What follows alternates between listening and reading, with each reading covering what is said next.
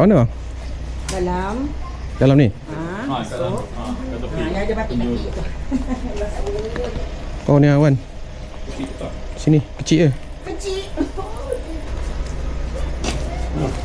Bagus.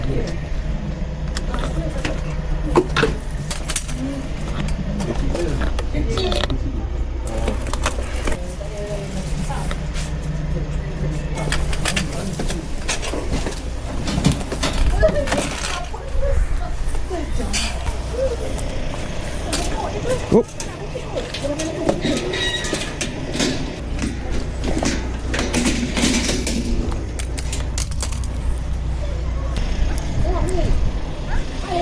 Meh ni. Yang belum sunat yang akan datang, hilang ni. Anak kucing. Dia tak makan. Nampak. Ada isi tak tu? Tak ada. Tak ada. Tak ada. Ni sihat ni. Ni rasa tingkatan 2 ni.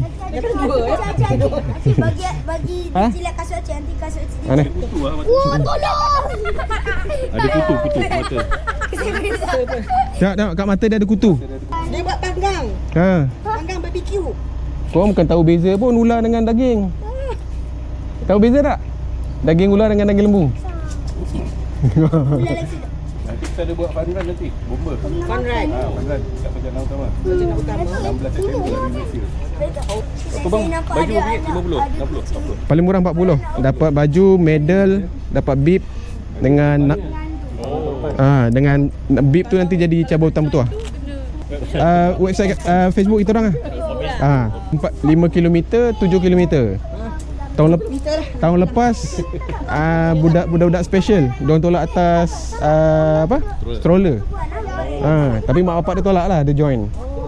Dalam stroller tu pula ada seorang dia bawa kucing. Gat, tolong Gat. Kurang ajar lah Cik. Berat tolong ah. Dia jelek lidah. Tolong angkat. Kurang ajar ya. Dia jelek lidah. Ha? Oh, ni nak. Naik mana? Apa bukan boleh? Dia aja.